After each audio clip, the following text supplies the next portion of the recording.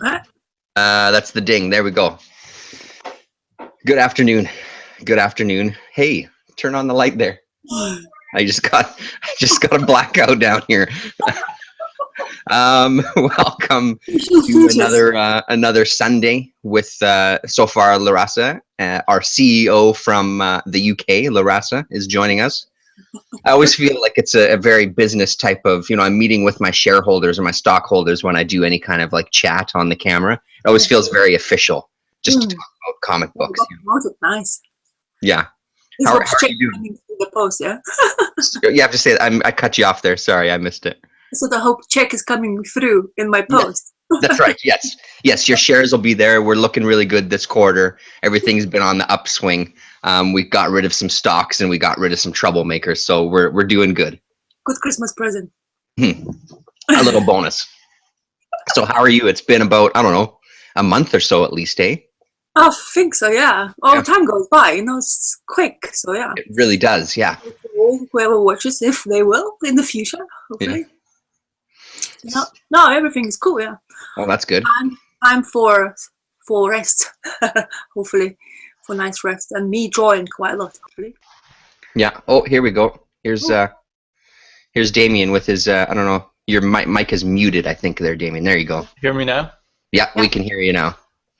And here's our here's our CEO from Portland, with that branch of our comic book company. I don't even know what the hell I'm talking about. How's it going, Damien? How are you doing? Oh, we're live.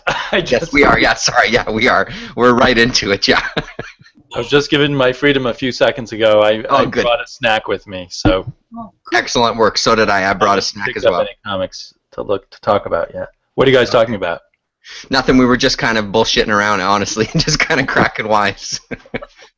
Talking about how our stocks have gone up this quarter and everything is looking good for our company. We're on an upswing. I was just telling you that every time I do these kind of things, yeah, it almost seems very corporate when I start doing these kind of Google Hangouts with people from all over the place. So, how are you doing, Damien? Should we invest more in Oni Comics or more in Top Cow?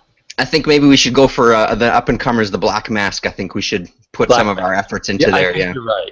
Yeah, a little push. If we grab up enough of their stocks, we could give them some direction and get them going better. That's right, yes. Benefiting us in the long run. Yeah, teaching them how to promote their sales, actually, because it's not impossible to find them anywhere, honestly. Oh, really? For you guys over there? Well, it's very hard. Oh, sorry, go ahead, Rasa. No, yeah.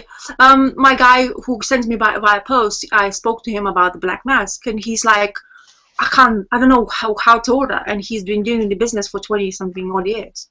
Mm-hmm. It's possible, so he says, I'm sorry, I'm not gonna, it's probably the first time he's telling me that he won't be able to get something for me. He was like, but that's a bit, you always accept it, yes, and you're like, huh?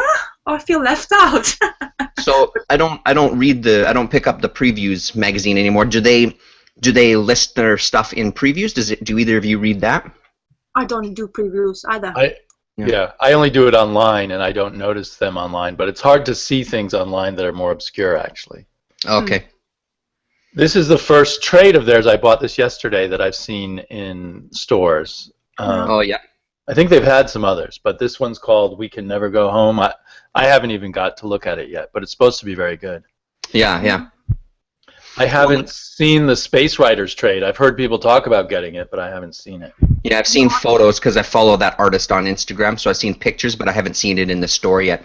It's one of the, and that's the thing with that company. I'm finding that I'm hearing a lot of good things about it, but like you as well, Larasa, I'm not seeing it everywhere I go. I'm surprised, really. I mean, I'm seeing one or two things, but it seems like maybe they have a bigger online presence than they do in the actual stores, and maybe that's the way you have to go directly to them. Yeah, I don't know. I don't think they have a good online presence because I used to go to their website, and it was a Tumblr site, and it wasn't updated regularly. You couldn't tell what comics were coming next, and it didn't necessarily even list all the... And I tried following them on Twitter, and that didn't seem very informative either. Yeah. Well, I'm not sure what they're up to. Yeah. Yeah. They books like online on eBay. They books like for crazy price. Yeah. So there's no way I'm buying new book for that money. Like that your Young Terrorists. the book that I actually have. I haven't read it yet still. But they were asking like £15 for issue that one because that's one thing about eBay which is really grinds my butt, and it says that it's very rare. It's rare. I was like, really? Yeah. I mean, yeah, maybe it's rare, but Jesus, not new comics. You know, like I like to, even you go like look at the older comics, you can kind of understand the price tag, but when for new comics, even though it's a kind of thick trade first issue anyway, kind of tradey. Yeah. They're looking for people for whom price is no object, I guess, because I'm sure in a year it won't be worth that. But yeah, they'll be hard to find right now. If you have to have it right now, then totally. They'll be in the same bins that I'm finding all my quality comics. They'll be right there for like 50 cents a piece, and then I'll be able to grab them all up. Yeah. Yeah. So the latest video of you talking about your whole video. Oh yeah. Don't comment lately. Just when I watch video, I watch so many videos lately that I can't like. Oh, I want to watch another one. Just my mind does not click. It's like, shall I write something? And when I want to write, I already pushed to another video. It's like, what? Yeah. So stupid. But anyway, so I also, talking about hard to find things, I bought Capra Round 3 yesterday. Oh, good for you. Look at that.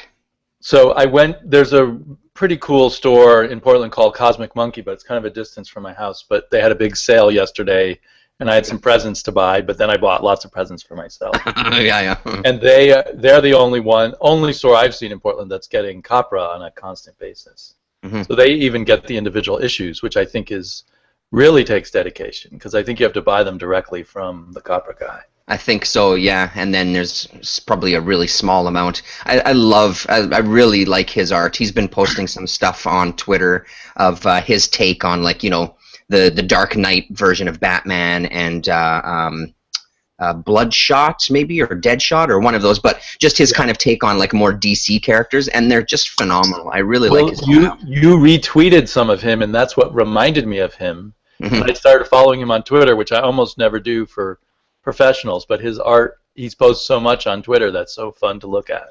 Yeah, totally. And that reminded me, I wanted to look and see if they had Round 3 out. So they don't even have Round 3 on in-stock trades, where I think I got the other ones.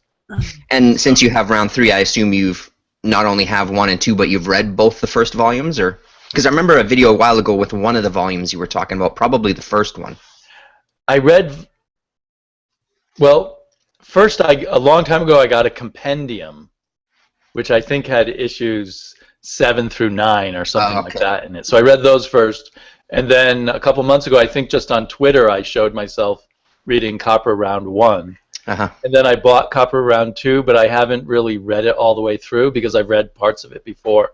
Yeah. Too much to read in life. But yeah, I really loved reading Round 1, and so when I had the chance to get Round 3, I thought, well, I better get it, because who knows when I'll have another chance to get it. Yeah. And we should say his name is Michael Fife, right? Is that right? I don't know if it's Michelle Fife or Michael Fife. Yeah. I've heard some people say online Michelle, but I don't know if they knew what they were talking about. Mm-hmm. Yeah, that's what it's about, because I don't know anything about Capra. So Capra is, and you can interrupt me if I get this wrong, Terrence, but it started out as kind of a fan homage to is it the Secret Six or the Suicide Squad? I think so, one of those. John Ostrander back in the 80s. Mm-hmm. And so he's like doing his own version of the story. But he has this kind of crazy, maybe Ditko and other Silver Age artists, yet kind of an underground art look to it also. And it turns out, I think I read this in the afterword of maybe Round 2. He was self-publishing this. He was like a web comics person, but now he's publishing it. And originally, I think just 500 copies, which he sells on Etsy. And he set himself the goal to do it monthly, no matter what. He does everything himself, and it's a exercise for him in a certain sense of pushing yourself to get it done monthly. And it's turned into this thing. It's taken off. It's hard to find the compendiums and the trades and stuff like that. So I don't know if he's making a living off of it. He now also does some scripting for Marvel. The ones I read were terrible, actually. But you mentioned one where he wrote and drew it, and I think that's the key. he needs to do the writing and the drawing. It's all a package together. Having him as just a writer doesn't really make sense. Yeah, it was part of that Secret Wars offshoot thing. I think it was called Secret Love, and it was a story with Daredevil and Elektra, and I thought it was fantastic. It was just a little short story in a book that I think had 3 stories in it, but that was the highlight by far. I think it was just a one-shot comic too. He has, he does his own coloring, and he has a very weird kind of aesthetic on his coloring. He always puts this kind of manila background to things. Yeah. And he can do these really ugly faces and then these incredibly beautiful sort of magic Doctor Strange-like scenes. Yeah. See, and it's funny. I've never actually read it. Every time in the past when I've looked to get it, it's always the same problem that I've talked about a million times. I go to the checkout and it costs me $25 to get 2 comics sent to me, or whatever the ridiculous price is. So it's just never been feasible. As much as I'd like to read it, it's just so difficult to get up here. And my shops are the shops that if they got 1 copy in, it would probably be the same thing. It would probably get marked up and it would just be expensive. But maybe it's worth it at this point. Maybe you should ask your shop to order the trades. Yeah, exactly. That's what I was thinking. 1, Maybe 2, get the 3. trades. They're still not cheap. They're $20. But there must be a distribution route for them, whereas there isn't. The individual comics, you have to buy directly for him for $5 a piece. So if you want to make a profit, you have to mark them up from there. Yeah. Is he from America, this guy who's doing the code? Yeah, I think he's from Brooklyn. There's a whole cliche about the Brooklyn art scene and everything, and he's part of that. And so he's published by the Bergen Street Press, and I think Bergen Street Comics was the hipster comic book store in Brooklyn. Nice. Yeah. Oh, cool. I heard something it looks really great. Artists has a thought process while they draw. They actually can know the storyline first before they actually write the script. I just heard that. I read somewhere when there's a couple of artists, they do actually write the story while they're actually drawing it. So they think of whatever they have an idea of. They draw it on a piece of paper, and then they're like, okay, this is how it's gonna go with the storyline. Maybe that's why his stories, when he's writing it without drawing it, maybe that's why he's like not really good at it. Right. Maybe. Just a guess. Yeah, he doesn't have that association. That's not a bad point, actually, because I'm sure a lot of different things come out when you see it. Oh, well, I don't think. Obviously, it's going to as you see the story progressing. But that's a good point. Maybe that's the way. Yeah. What have you read that he's written, Damien? He took over the Ultimates before they destroyed the Ultimate Universe. And I heard an interview with Brian Michael Bendis claiming that he brought Michael Fyfe into Marvel's attention. That he felt it was just like when he used to be a guy who just did powers and weird things like that. And so he wanted to bring in more fringe people like that into Marvel. New voice. And he was kind of bragging, now that he's getting money from Marvel, he'll be able to afford to keep doing Capra. But he was doing Capra anyway, monthly, so I don't know. I don't know what his financial situation is, or if Marvel really is a financial rescuer. Yeah. I don't know what he's written since Ultimates, other than that one shot that you saw. Yeah. That's all that I've seen. But I mean, again, I haven't followed him that closely to see exactly what he's gone into. But if you read a whole volume of this, you'll be convinced that, he thinks through his art. I mean, it really just seems like to take away his art from him is to take away the inspiration for the story. For sure, yeah. The writing, like Rasa said, the story may come up out of the art, but the personality of the writing really is about the personality of the art in a way.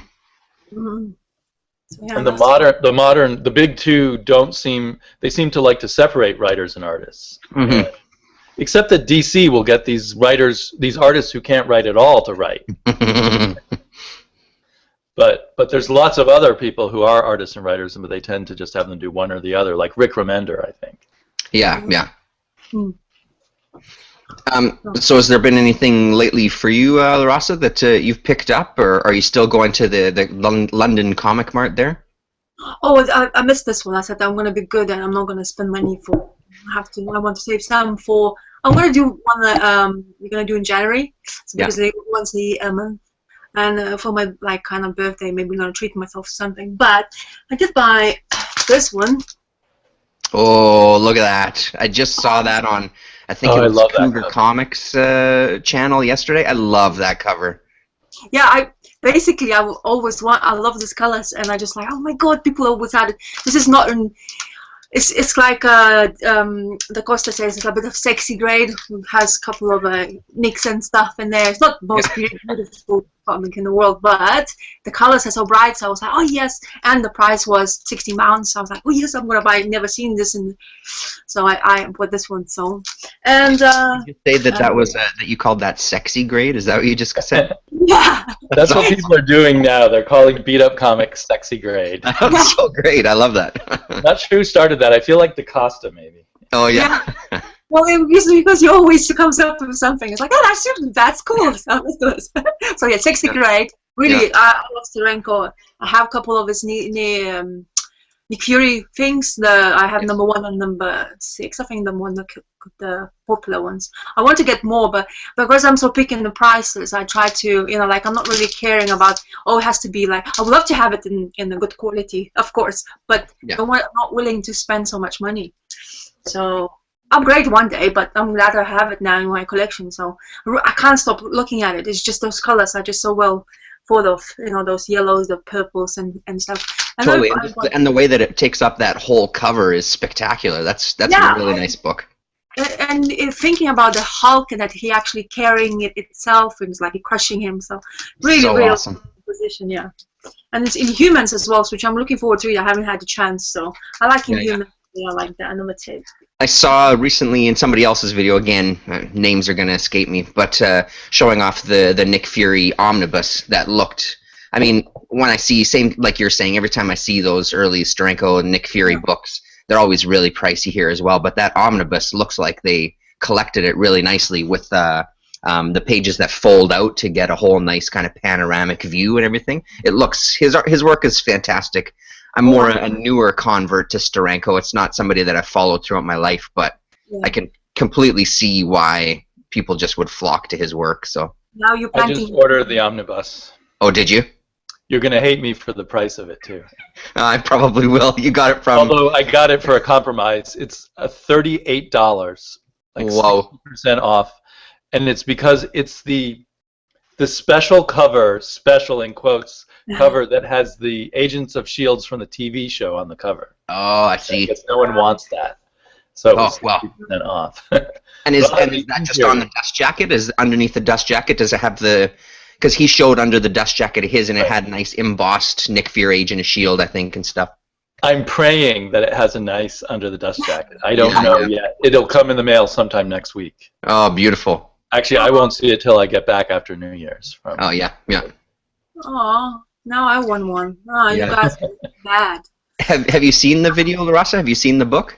No. That's the thing. I'm already hearing your. I mean, I already like that. Like like to have it in singles. But now you're talking about. I do not have many of like those big hardback books collection, but something like that. Like that sounds like it's supposed to be somewhere collected where you can actually show people. Like, there you go, check it out. Because I become overprotected. Yeah. No, totally. Well, and then that way you get it all at once. You can actually sit and read it. It's presented really nicely. I wish I could remember the guy's name who did the video. I apologize if that person is watching. But I'd really hunted down and even just watched the video to see him go through it. It's a beautiful, beautiful book. Yeah. Anyway, sorry. Go on. You had another one there. Yeah, and this one, I got this one recently. I wanted to read about Bane. This is Bane's supposed first appearance, which is, I've never knew his history behind it because of the movies and, Batman Universe. I'm just getting to find out. And I found this one for like cheap, I think £10, which is not bad for me for the book. Anyway, it always goes really high. And I read it, actually enjoyed it. He's, spoilers if you don't know the story, he was actually born in prison. Yeah. So I was like, I never knew that, how he became that kind of Bane evil, because he just wanted to be so strong and he had to survive, basically. His playground was prison grounds. So he used to see all the violence and stuff like that. So it's interesting, really cool. There's a second one to the story, but I haven't got it. But that's the thing, I like, maybe it's, the first appearance, whatever, but I like reading it. That's why they are supposed to be there, to read it. So yeah, and I've been catching up to ginormous amount of Ape Sapien. Oh, good work. Yeah. I got it on a lot on eBay, and I was like, because I like the Dark Horse or Hellboy universe, and Ape Sapien was that mysterious fishman, as I call him, who I never knew like what's going on, and this is basically him leaving the BPRD universe and just finding out why, and because he's changing. His appearance is actually changing. He used to be looking more like human, but now it's actually looking more and more like a fish. Okay.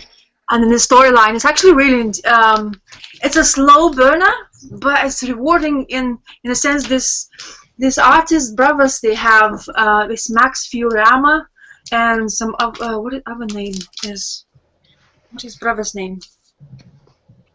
Some other guys, can't see it, but he's artist. At the first I didn't like it because people's faces were looking weird.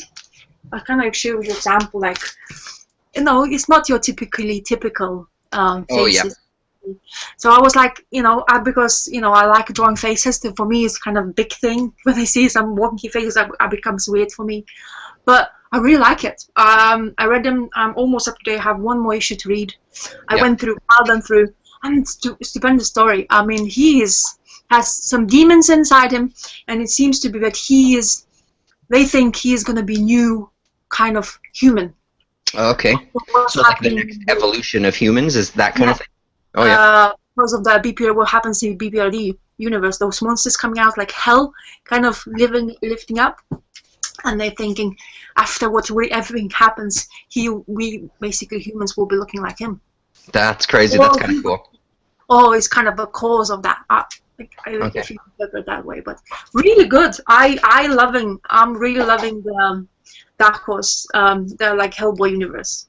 I'm really do more and more, and the more I read, they really have a lot of attention given to this.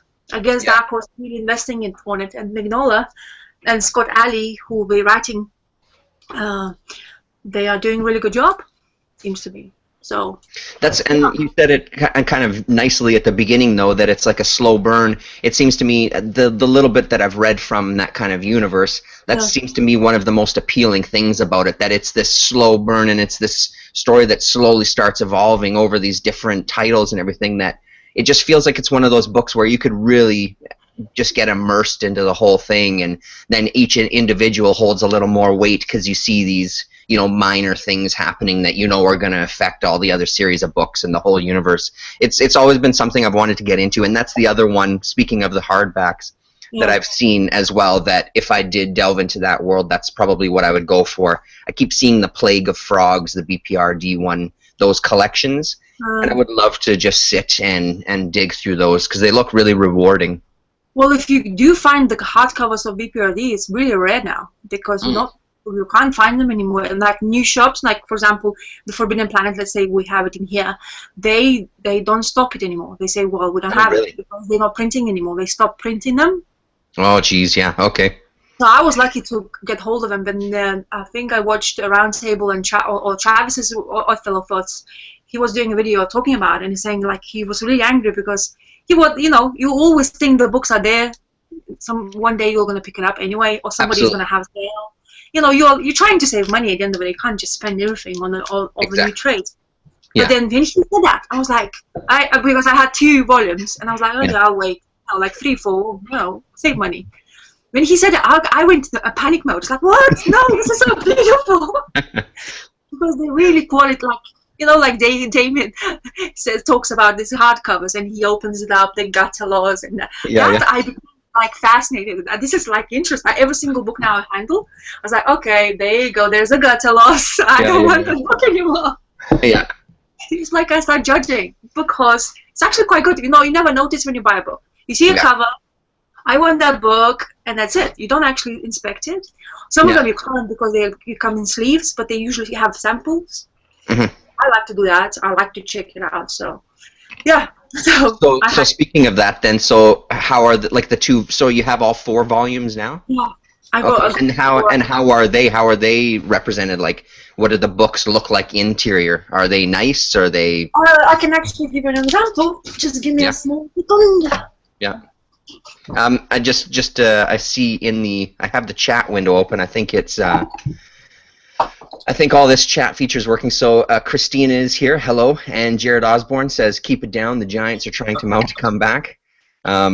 You may as well be speaking another language to me because I understand there's some sort of sporting team, are they? Is that the deal with that? So thanks very much for tuning in.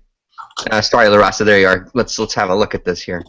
Yeah, so you have your sleeve, which I usually got. But they are really, I mean, very simple. Embossed, hardcover, whatever. No. And then you have the art, because it's the way it's drawn. You don't have gutter loss. Okay, there you go. Look at that, yeah. And when you open the book, hold it up like this so we can. Oh, there it is. Yep, that's a good binding. Yeah. So you wouldn't have much gutter loss anyway, even if it was. Yeah, because it opens up like that. You know, I didn't open yet this one because I haven't read it. It's number 4. The most elusive one now. Really? Yeah. You can't. And number 3 as well. Number 3 is one of the most difficult ones was to find. But I went to the book. I don't go to comic book shops. Yeah. But thankfully, I have a really kind husband who drives me to comic book shop. And then we went one day, and I looked up in the bookshop, and there just then 2 of them just sitting there. I was like, I looked around if anybody's looking at them, I just picked them up and was like, yes. Yeah. So that's the same shop I got the Green Lantern 76 as well. So when I went there, I went a little bit crazy, but worth it. So no, really happy, and it's such a good read. This one. Yeah. I plowed through the first 2 volumes in like instance. Honestly, like it took me a day maybe. Mm-hmm. But I have to stop myself because I need to think while I'm reading. You know, when you get to the point where that's why I don't like to read like quickly the comic books anymore, because I do tend to forget, like miss details, and those little details, for example, in this kind of universe, it's really important because for sure. Yeah, whatever you go reading, whatever circumstance is going to happen, you know, so really good. Really happy to get that. Cool. Yeah. So yeah. While we're talking about books that you have to. We didn't do it the month and a half ago. Last time we chatted, you have to show me the Daredevil book that you got. You have to. Do you have that? Is that handy? Is it close? Oh yeah, don't worry. Just give me a second. You can talk while I look for it. So Damien, you're reading all the BPRD and that kind of stuff too, aren't you? How much into that world are you in your reading? I think I picked up on it around like 115 or something. Okay. And I'm still have large portions of it that I don't understand, but I do find it kind of compelling. Mm-hmm. I don't know. Do you think that's a bit of a thing then, because it's been going on so long? Do you really? Is it a struggle sometimes to break in, or because I've heard mixed feelings on that? I think it is a struggle. I mean, people encouraged me to jump in, and I have enjoyed it since I jumped in. But you can't pick up on everything. They have this vast collection of events and characters, and they don't really try to fill you in as they go along. Mm-hmm. They just expect that you're paying attention and been following along. Yeah. Yeah, I don't know what they're thinking really, because they can't. Do they think that all their readers have read all 135 issues? Yeah. That doesn't seem like a smart approach. For sure, yeah. But there's something very compelling about it. So they are doing something right, and I'll probably just keep buying it and eventually fill in backstory where I can. I don't feel like I have a time to read 100 back issues of it. Yeah, well, that's the thing too. Yeah. And I'm not sure I'm quite obsessed enough with it to do that. Mm-hmm. You know, there might be some other comic where I might want to read all 100 issues that came before, but yeah. So have you dipped into it? Just a very, very little. I've got a couple of mixed. Jared says that we won't let you talk, is what he just commented on there. I have a couple of issues here and there. I think some Ape Sapien stuff and probably some BPRD stuff. But again, it's such a small amount. By no stretch do I have any sort of strong foothold in it.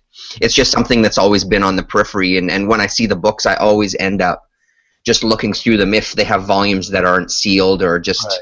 I just end up browsing through it because I love the look of it, and I just love the idea of this, what seems to me from an outside perspective, this amazing universe that has all this kind of, again, it goes back to like, it's almost like this biblical feel, like this plague of frogs and hell kind of erupting onto Earth and stuff. I love those ideas. I think they sound intriguing. So, and they do them in a kind of chill way. So it's not like the end of the Earth. It's like, oh yeah, this is what's going on. It's everywhere. Exactly. We're working on it.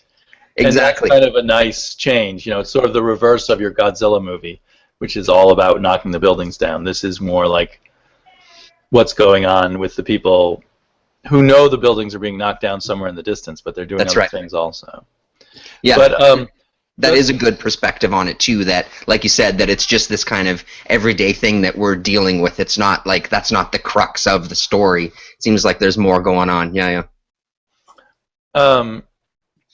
I will say the Hellboy, at least in the past, was something you could just jump in on individual stories. Mm-hmm. So that's what I used to always do. I would just pick up a Hellboy arc or trade when it looked interesting to me, and those were always readable just as a little story, like Hellboy fights some demonic professional wrestler or something like that. Okay, yeah. And it might be richer if you knew more and more of Hellboy's background, but it definitely held together more, whereas BPRD, I think, is more really this giant long-form story. Okay, yeah.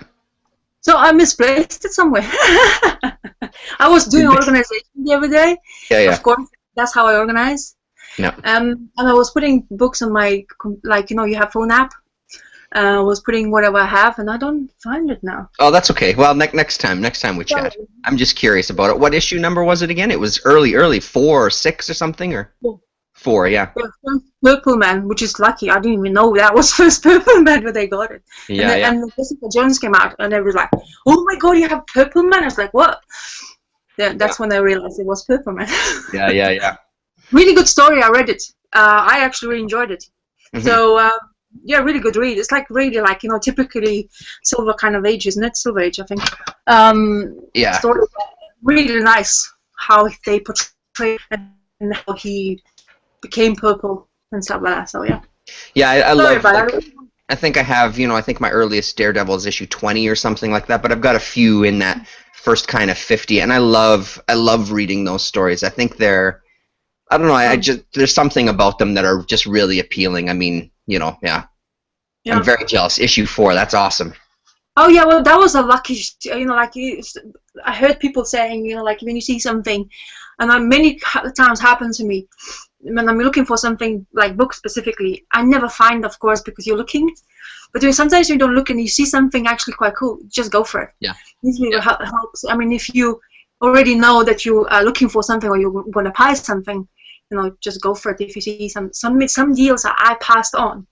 And since then, when I say, oh yeah, I'll wait for a better price, and honestly, never seen that price after. So you kind of kick it first. So when I saw this and nobody was bidding on it, well, I just bid it because it's Daredevil. It's really early number, and I was thinking, yeah, I'll try, see how it goes. It was just like a fluke, kind of like I say, and yeah, I won. I was like, oh, I won, and just for the first price, asking price, it was 30.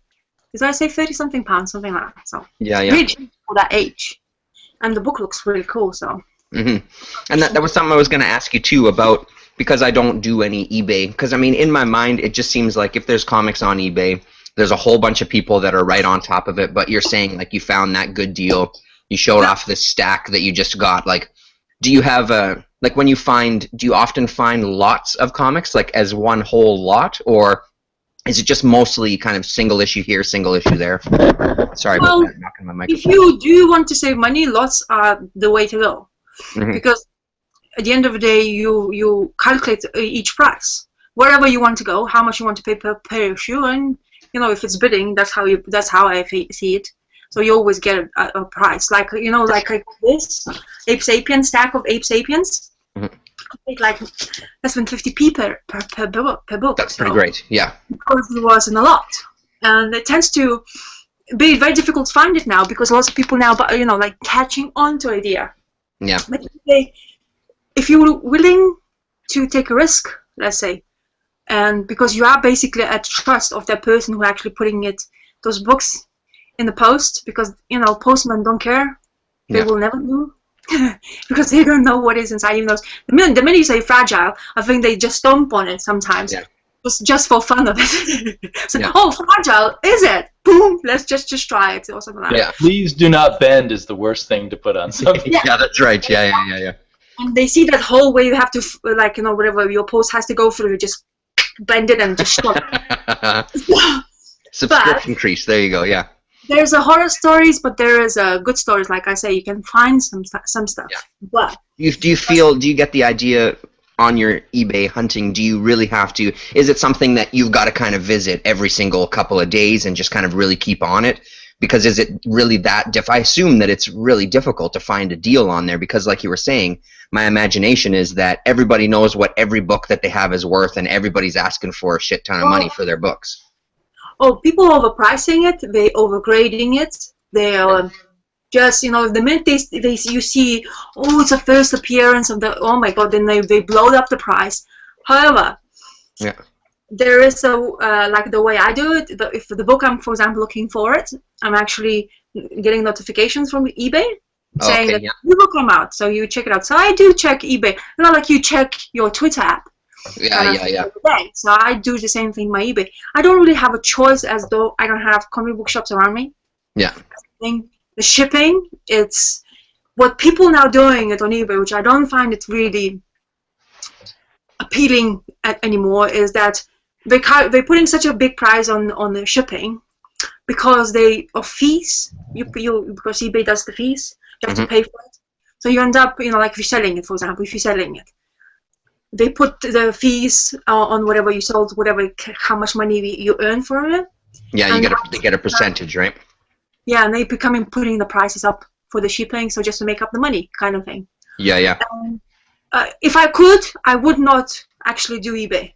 If I could, but because I don't have a choice, I'm the one who is gonna be there looking for it. But I have to be clever. I don't have the minute I do that spontaneous bid, that's when I do the worst thing, because I don't think, I don't see what the seller's selling actually. He actually knows what comics are and how to put them in the post, and that's how you basically burn. And sometimes the books don't arrive, and that's where you paid for everything and nothing comes out. But you can always get your money back. Yeah. Supposedly with eBay. eBay became more difficult now that they left PayPal. PayPal now split from eBay. Oh, okay. And that's when it became more and more like troublesome to do that. But so far, where's that wood? A knock of wood on 3 times. So now it didn't happen too many bad things. A lot of things happened when I receive a book. Like I got New Mutants 98, which is first appearance of Deadpool. And he came and he was in the post and he was completely trashed. Oh, really? So I spent my own money to send it to the guy to get my money back. So I lost, basically. But you ended up paying. Yeah, I don't want to pay for something that looks like that. And I still end up buying the New Mutants because my husband likes Deadpool a lot. So, kind of for me and for him. So he likes the character a lot. So he reads it. Now I actually buy it more for him than for myself. He's like, Deadpool, do you have Deadpool? I was like, no, it's very expensive. So we're probably going to go trade route, which he got. Yeah, because he likes to read. It's very relaxed. He likes those relaxed stories, like quirky stuff. And Deadpool seems to be his thing. So yeah. But it's nice. Yeah. You don't do much eBay stuff, do you, Damien? Now and then, I find I get really caught up in the idea of winning.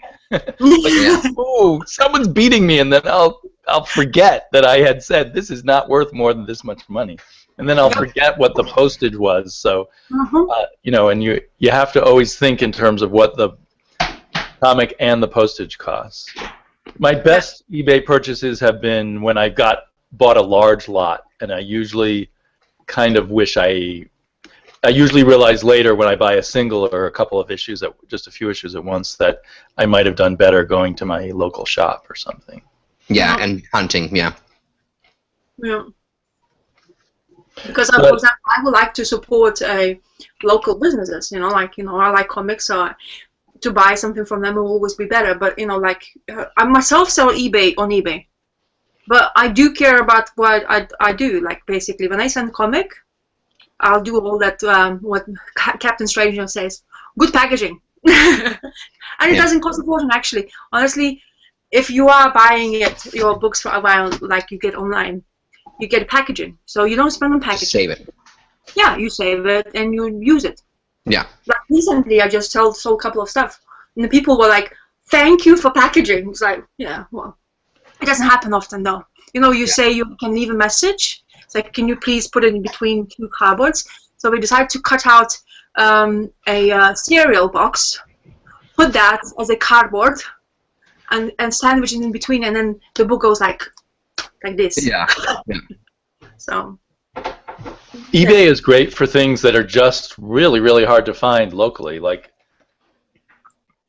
this Jim Steranko History of Comics. I could never find that anywhere, and finally I realized, well, look on eBay, and tons of people were selling it on eBay for prices anywhere between like $150 and $11. So I don't think anyone had a clear idea of what this is worth, but see, I got that a brings up perfectly fine copy, I think, for about, I don't know, $16 or $20. I can't remember now. Yeah.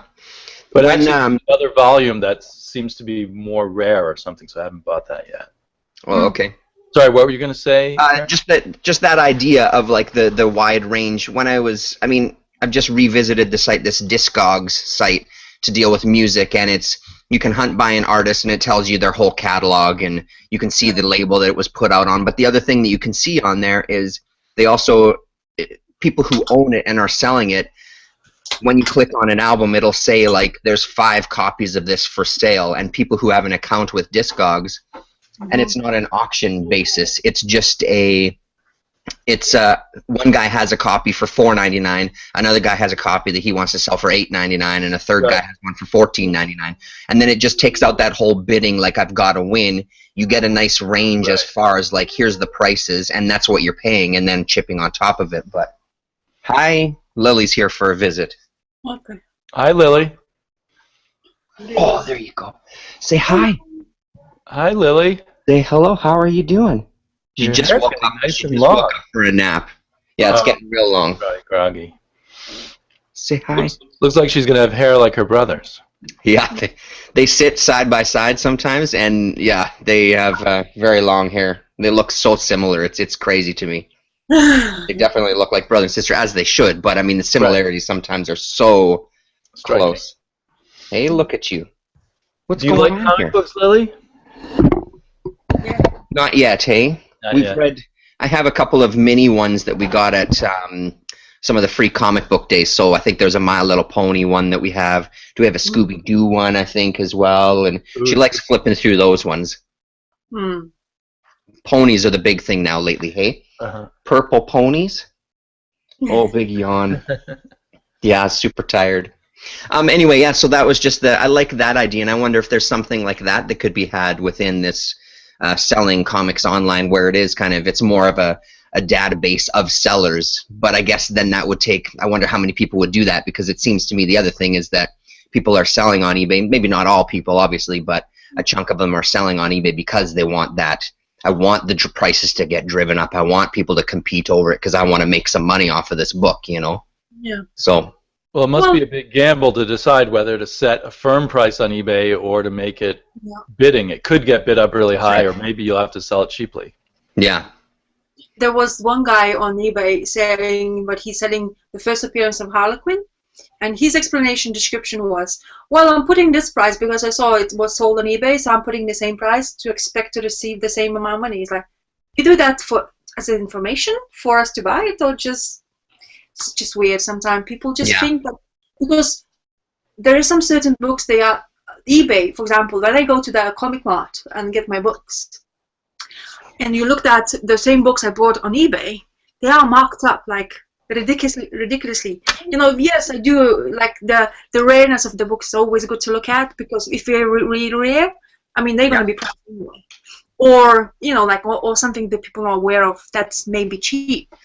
But as I say, if I could have a choice, like every single time drive all the way to London and just do whatever I do in that Comic Mart, I'd just do that. But I tend to, because like seeing new books in my collection. That's the thing. I become covered the comics, but it's just that feeling, as collectors, oh, I can read that now, and I can read that now. Like my friend, who always at Christmas time decides to clear up his collection. So his Marvel and DC's all new stuff. Yeah. Just every day he gave me a whole short box of books. Oh wow. Because you like comics, so I was like, okay. So there's the Ordinal Sin I can read now, for example. There is Fairest, almost whole run. That's the best deal. That's so spectacular. Yeah, and I was like, yeah, but he because he buys comics, like the new comics, because he subscribed to Forbidden Planet, and their subscription is like it's quite cheaper than usually comic shop sells for. Yeah. And he gets his stack for 1 week is like this. Wow. And sometimes he doesn't even read it, but just because he likes comics that much, he tends to just just get them and make sure, because he gets really annoyed. For example, some book comes out #1, and if he's missing out, you can't really find it because of people driving the prices up, and he doesn't want to pay for it. Yeah, yeah. So I'm lucky that I get to enjoy those books for free, which is lucky me. But it's another stack of books I have to look after now. But in a way, it's like a lot of job to do as well. So my collection is now so vastly big, just because he is basically departing with some books he doesn't want to have, and I'm a receiver of them, which is very nice, though. Yeah, yeah. Best deal for free, yeah, as always. For free, yeah. You can have some. Yeah, go ahead. Have you? I just have a kind of. Do you still read a couple of new things, Larasa? Because I think the last couple times that the three of us have spoken, we talked about like Paper Girls and that sort of thing. Have you picked up anything new recently, Larasa, or no? I pick my books. I get books every week. This week I am actually behind because I'm trying to catch up with Ape Sapien. So my new book became like shoved. So I have 2 weeks, but I've got this week's books. It's a lot. It's 6 of them. It's I like this Batman Arkham because Damien speaks about Batman most of the time in his videos, which is awesome. I don't read Batman. Yeah, the Batman Eternal because Damien, you speak of it all the time, and I'm kind of interested to see. And it sounds to be a very good read, so everybody's enjoying it. But I'm not picking it up. I just, the Batman things. I used to pick up Batman from Snyder's run, and it just didn't gel with me anymore. Yeah. I didn't like where it went, so I quit. But this one it's a mini, and that's where I like the Batman. Batman minis are really nice to go for. Yeah. And I got Autumn Lands as well, which I really like. I think one of my favorite reads. I think it feels really thin lately, the books, but I calculate pages now as well. Oh my God, it's just so, but just make sure it's right. I always think there's something, like, when I received my Paper Girls and I didn't check, the middle spine wasn't stapled properly, so it was loose. I was like, and thank God my comic guy is so good, just gave me a free copy after. He said, that's not your fault that you received that bad thing, so he sorted me out. Autumn Lands is literally thinner. I think they're using 1 or 2 less pieces of paper in it. Yeah, that's really less back matter, and I think there might be 1 or 2 pages less story. They in the back of last issue they said they were doing that so that the artist could keep up, but I wonder if it's also so that they can still afford to make it a $2.99 book. Yeah, yeah. So it just, instead of a letters page and a couple of other pages, it just ends. Okay. So it feels strangely thin. It's probably 24 pages instead of 32 pages, as most comics are. Yeah. And this Dewey artist is so good. My God, he really knows. Yeah, it's everything, every background, everything, the characters, the animals, they sort of look realistic. It's like you're always going to be in that universe when you read. That's what I like about Kurt Busiek's stories when it's immersive as well. It's like, they let you just kind of just go in there, like you want to be observing, while you're reading it. So really cool. Yeah, yeah. And BPRD, I need to catch up on. I haven't read that issue either. Yeah. Christmas holidays have kept me away from a lot of reading, it feels like. Yeah. Then I have to read Tokyo Ghost. I love the Sean Phillips art. Really good in here. It is pretty good, yeah. I just have the first one of that, and Autumn Lands, I just have the first two as well. I'm missing out on a lot of new books. I'm way behind. You okay, Lily? Yeah, okay. Yeah, so I'm missing out on that. So which number is Tokyo Ghost up to now? Is that 3 or 4? It's 4. 4, yeah. Oh, they've been very consistent on releasing that. Mm-hmm. Yeah. Mm. And then Wayward's one of my favorite stories, even though it's manga, but because of I've been telling a couple of times probably in my video, I can't read manga because of opposite side flipping. My attention is really, I lose it. Now I really need to concentrate on reading in English. Now if I have to flip it opposite, I just lose the train of thought, how to, you know. So I actually really enjoyed it. The story really good in here. Well, that's good. The Zub guy who's writing it is really has something up his sleeves. And Cummings, who's American, who's working in Japan, okay, enjoying it. I mean, Japan, as I say, I talked to you about manga before, how they are so competition because they almost look the same, the art, but just because that's why they're so immersive in their movement and in, you know, like the action scenes are so impressive because they have to push themselves to a limit where they, you know, like I'm better than that person in that and that and that. So really good artists as well. And as I always had this fascination about the Asians. You know, like I like bonsai trees, you know, the culture, and at the back of this Wayward, they always like to have a tale of stories or folk tales about Japan, and I really like that. So you don't get it in the trades, you only get it in singles. So that's another treat you can have for singles. And of course, Jason Aaron. Oh, sorry. Yeah, just to backtrack on that manga note. Damien, you talked to Matt a bit. I didn't get a chance to finish watching the video. You guys were talking about the manga. And was it him who had said that a lot of the styles, like, they're the same, and these guys really, they literally just sit over a drawing table 24 hours a day to pump this stuff out for these, what is it, weekly books or monthly? Right, I guess they have to do 10 pages a week. Yeah. Wow. Yeah, and I was trying to get, Matt's read a lot of manga, so I was trying to get some generalities about what's different about manga than U.S. comics, but that wasn't such an easy question to answer. Yeah, for sure. Well, because it's an interesting one, though, because I don't know much about it either, and I'd love to hear more about that whole world of how it's created and their language they use for their books, you know. We did kind of conclude that there's storytelling tropes and cliches that, like, in our kind of Western-based stories, we're so used to those cliches we maybe don't even notice them. Mm-hmm. And when you're in a different culture's cliche storytelling, it can seem strange to you, and formats that don't make as much sense. Yeah, for sure. Yeah, for me, fascination about, I would love to read, and I really get tired. Like, I tried a couple of times, I went to the library, got my manga book, and started reading it, and I was so frustrated. I took it back to the library because I can't. For me, it's anime, I just love it. And also because most of the animes, whatever they show on whatever you can see online or whatever, is from books, basically, you know, like from the manga book. So for me, it's kind of like, I do that kind of, I can watch animes for like hours. There's there's this Death Note, which is really good in the book, and one of my favorite stories of anime I've saw, and it's fascinating storyline about this book where you write it down, a person, and they basically die in very horrible way. And they have this evil guy with the wings, and it looks like a Lucifer type of it, with like vampire stuff. So really good, well recommending to watch it. It's really good storyline. It's one of the most popular mangas anyway.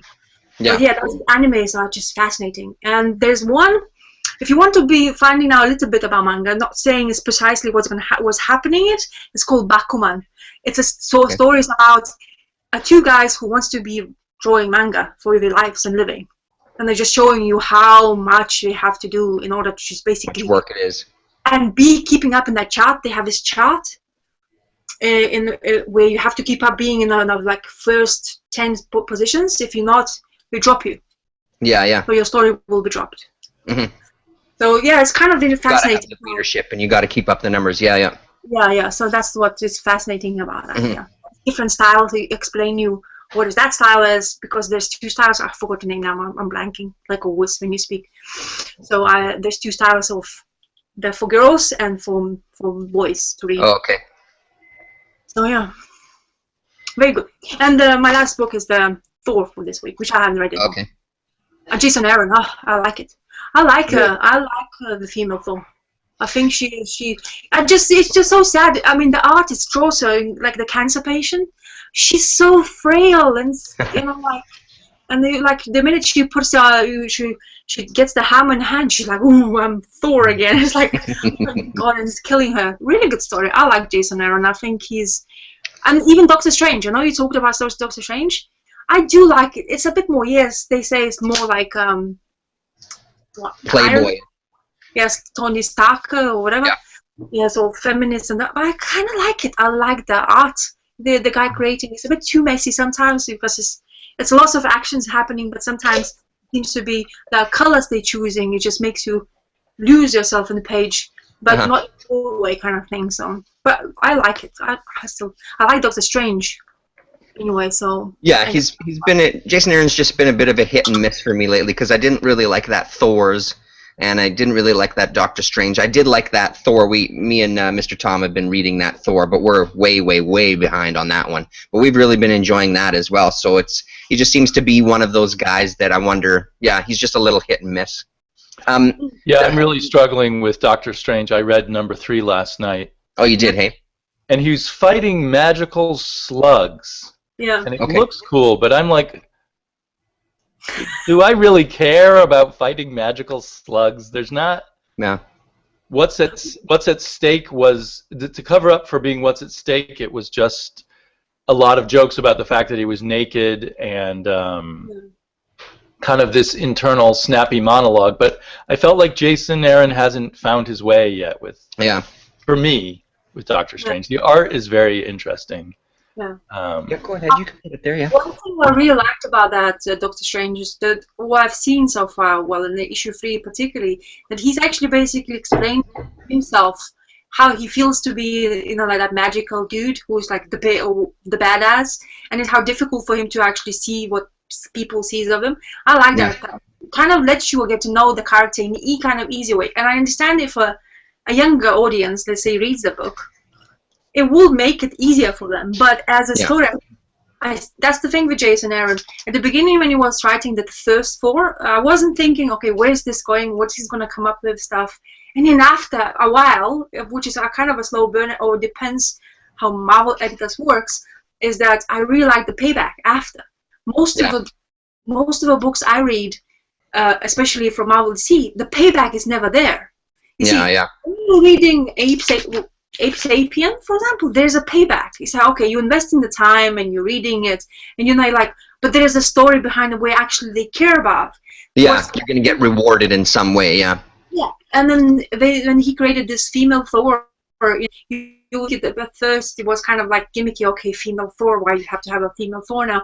But the way she is and the way she's trying to basically just be, because she needs to be kind of helping, like to help, I like that as well. So I think it depends of Jason. Well, that's what I'm saying. Like Doctor Strange, is that like maybe it feels a bit too loose at the moment. But I know that maybe there is a glimpse of him to get there and show us something more of Doctor Strange who he is because of Jason Aaron. Hopefully, I really have faith in him as a writer. Yeah, for sure. That makes sense for sure. Like the 7 Bastards he's writing. I always think because it feels like it could be really good trade read, and every single time I buy, I say, oh, I'm gonna, because I try to chop some books in my pull list as well, just to save money. And every single time I read 7 Bastards, I can't. I really don't want to know what's gonna happen next, so I have to wait. So I'll even that the last story, even though it was written by Latour, I didn't really mind it, but it was the flow of it, and I just kind of like it as well. So. But I think that's also a good point too, as far as like if you're invested in the world, period, then a different writer can take over and you can still be invested. Where I just don't feel like with the little bit that I've read about the new Doctor Strange, I just don't feel invested in the world at all whatsoever, because there's really nothing there that's appealing to even want to give him a chance, because I don't know, I mean, and it just goes back to the same old conversation of like, there's just so many choices. You have to get my attention right away, or I'm afraid you're going to lose it. There's so many other choices. I don't really always have the patience to especially with things like Marvel, I just don't have the patience as much to kind of wait for the slow burn. I want it to give me something out of the gate, you know, and compete for my money and stuff. So, but thank God we have other choices. So that's the bonus. Did you read Paper Girls #3? Either of you? Yes. Yeah. Nice. I thought it's meh. Oh, really? Hey, you thought it was meh? You were reversed there. I really liked Paper Girls #3. You did? Oh, I don't know. I don't know where it's going. At first, the first issue was you would think that they're doing the paper rounds, mystery gonna happen. Maybe there will be some horror stuff happening. Now you got those aliens who's gonna be fighting another aliens, and there's this dude who trying to help him, but no, he's not helping him. Actually, gonna kill him. Yeah. I don't know. I just don't know where it goes. That's what you say as well. I don't know where the story going. It's kind of really difficult for me to be tangible enough for me to say, oh, okay, am I really interested in it? So I always like, for me it was, I don't know. You want to sit there? I totally see everything you're saying, Rasa, but I guess it just pushed my fun adventure sci-fi buttons enough, along with the beautiful art and the fairly well created characters, that I'm excited for the ride, even though it may be just a roller coaster ride without any real payoff. So it kind of contradicts, my complaints about Doctor Strange, but there you are. Yeah. It just kind of hit my buttons. That's how it goes. That's why I like having conversation with you two guys, because or everybody who I listen to, we don't have to agree on everything what we read. Definitely. Because perspectives, the different thing what we read or what we portray we're reading, or we see what we're reading is different. So I mean, I don't really know what do you think, Damon? What he's trying to do with his Paper Girls? What's gonna happen? I have to say I'm a bit confused. The radical change from issue 1 to issue 2 and 3, because in issue 2 and 3 it feels like we're gonna get like kind of a Twilight Zone story blown up into a bigger story. Because Twilight Zone stories always end real quickly. But it has that Twilight Zone kind of feel. Like that feel to it, totally. Maybe suddenly this is Paper Girls caught in a war between two different versions of the future, vying to see whose version will come true. That's one possible option of what we're seeing now. Yeah. But that does kind of take away from the emotional things of the small things in these girls' lives that make their lives meaningful. Mm-hmm. So it is kind of an uneven piece, but I definitely like having good characters in a crazy story like that. Yeah. Are you dropping it, Rasta, or are you going to try another issue? I don't know. You see, it's is it $2.99 book still? Yes. Yes. Yeah. It's hard to. It's probably it depends what how I feel, but when I read issue 2, I was already thinking I'm gonna probably do it. I picked up new issue number 3, and unfortunately the issue 3 didn't make me that excited. But right. Whatever comes in, because I don't. When I read a comic, let's say I want to be invested in some characters. Yes, we have the main character now. She's shot. So what's gonna happen? Is she gonna die because Brian K won? Because he can kill somebody easily. It's him, like in Saga. That's true. That's a good point. Yeah. When he killed somebody else, and they're like, "Oh my God, why did you do that?" It's like really good character. Yeah. But the way it's rewarding for you as a reader, you'll say, "What the heck? So how is gonna go next?" But in this one, it's so many things happening. That Paper Girls is coming to get you with that noise. Go careful. Yeah, so many things are happening in there where I don't know who like the mother, that issue, the second issue, isn't it? When the mother was there, I loved her. That's what sold me. I was really pissed when she just disappeared. And then she completely disappeared. Yeah. Poof, gone. Exactly. It's like what? So that's the thing. I have this mixed feelings with this book. So that's it probably will be like that. If I probably don't like it next issue, I probably will, and then just wait or finish the arc. Hopefully, if it is finished this arc, and just wait for trade papers, because just that doesn't feel like something like Saga. For example, I dropped it as well. All of you guys like it a lot, but for me, it's not enough reward anymore. I liked them. They were like leaving, and they had the baby. I really liked the baby girl.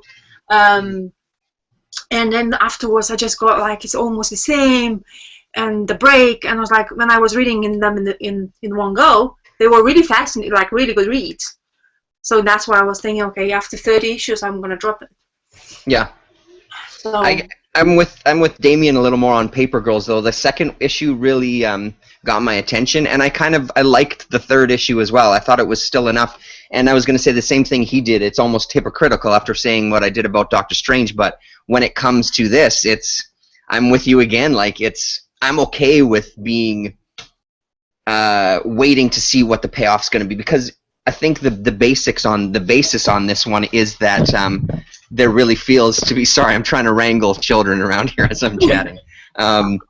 It also feels like there's going to be a payoff, whereas I don't know if I'm interested in even a payoff in a Doctor Strange book because I'm not invested. Whereas with Paper Girls, after that impact of the second issue and the enjoyment of issue number 3, I like the characters and I like the world, and I want to see some payoff, and I want to be there for the ride of that hopefully inevitable payoff. You know, even though he just proved to me with that We Stand on Guard that I wasn't prepared for what in my mind wasn't much of a payoff, because it didn't do anything for me really by the end of that miniseries. I wasn't really taken. It didn't seem like a waste of time, but it wasn't as enjoyable as I was hoping it was going to be. Yeah. I don't know. So for me, Brian K. Vaughan became like a very good hit or miss in some ways because of the books, and I know he always gets that supposed like ending, like wow, oh, what's gonna happen next with that bang kind of thing, which is I don't even remember what was in that third issue. The last page, what was so appealing to it? Oh yeah, they start speaking, isn't it? Yeah. Yes. They have that translator. We're teenagers too. Mm-hmm. Yeah, there you go. That's teenagers too. Yeah. Yeah. So I just probably, as I say, interesting, but not enough for me in that time. Yeah, for sure. That's the one. Well, a lot of these I like Cliff Transato. Little elements click with you personally. You know? Yeah. And Brian K. Vaughan has a knack for clicking with a larger number of people personally than maybe some other writers, but still not going to get everybody every time. Yeah. So, Damien, let me ask you this: did you finished We Stand on Guard too? Yeah. Yeah, and what were your thoughts at the end there? It's a really hard book to talk about, right? I mean, it's sort of, that's kind of how it had to end in a way. Mm-hmm. It was true to itself. Yeah. And so maybe is a good commentary on reality, you know, and how war is bad for everybody in the end. But but we know that, right? Well, most of us know that war's bad. Yeah, for sure. What'd you say? No, I'm agreeing with you. That's all I was doing, agreeing with you, yeah. Yeah, so I liked it, but I wouldn't tell anyone to run out and get it who hasn't already.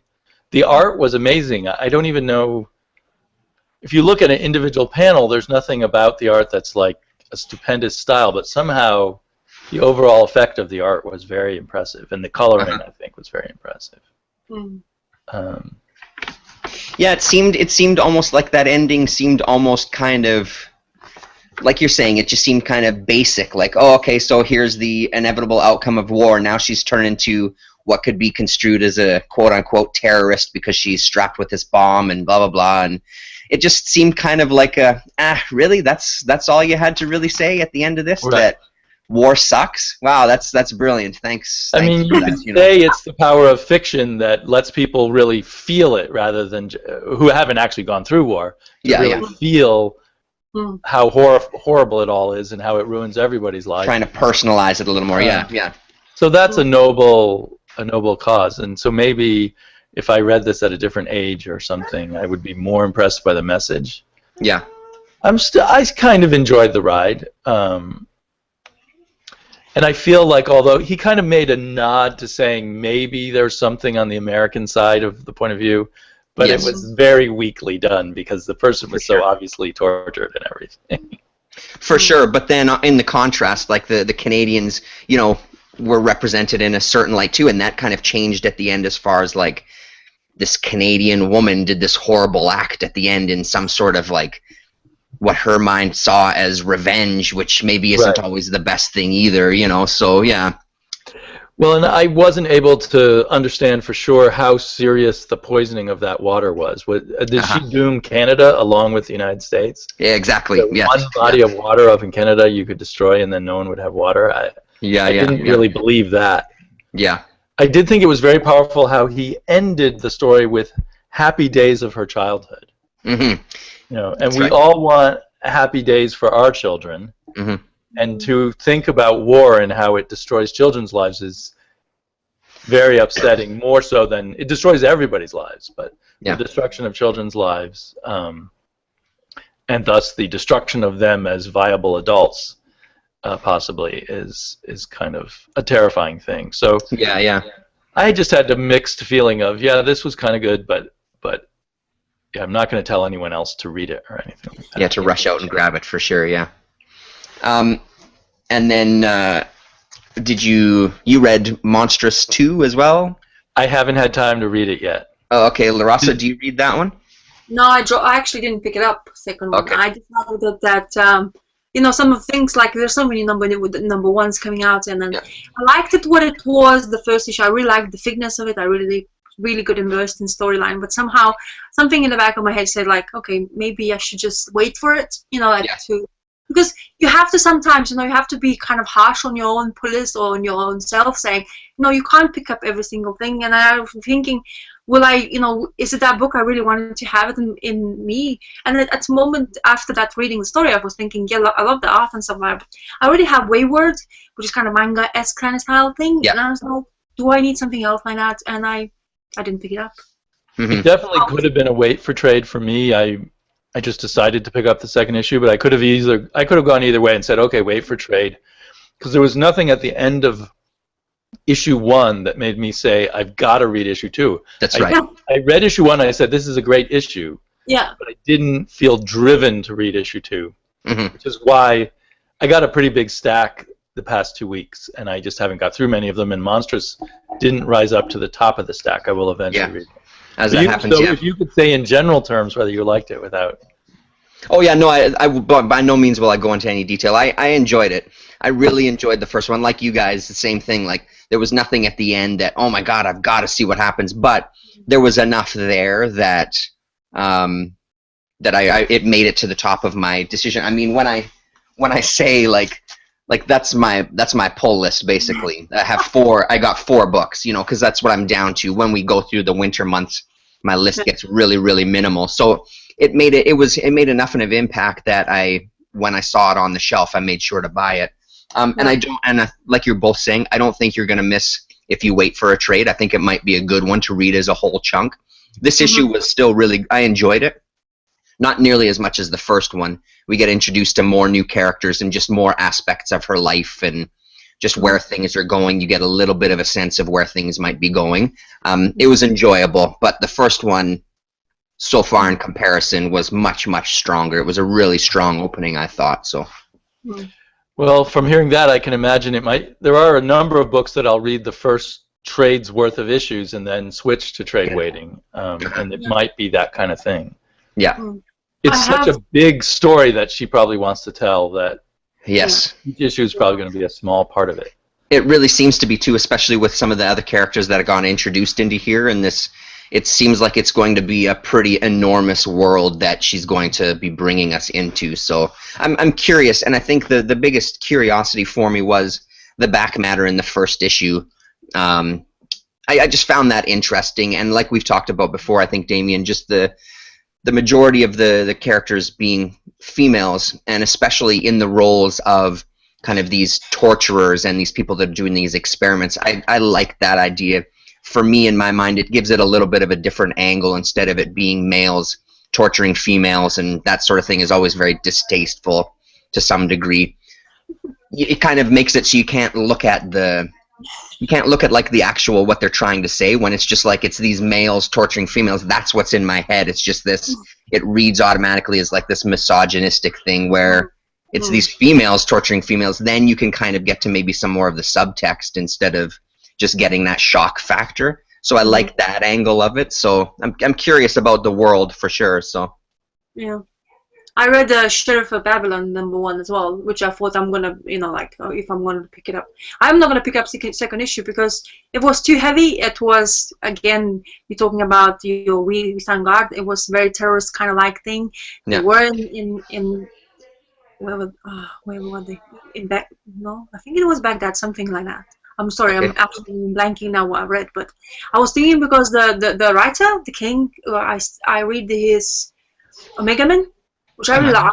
I enjoy it, but that's another completely different thing. It's like religion and stuff like that. So I was thinking I'm gonna pick that up, but it didn't grab me. Again, maybe it was just too. I didn't know what he was portraying in the first issue, and that's how, you know, because you have such a vast choice, like we talked about it before. You have such a choice that, you know, if it doesn't grab you or there's nothing for you to invest and say, okay, let's grab second issue, I was just like, okay, I don't have to. Yeah. Yeah. I like Tom King a lot, but I was afraid to pick up the Baghdad book.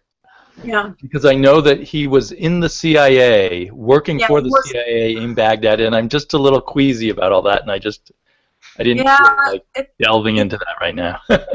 Yeah, if you want, Damien, I can send you that issue #1 so you can have a read, because I'm not gonna have it. No, I'll eventually read it in trade. It was just a matter of not feeling like another depressing story or where I have to think about politics too much. Yeah.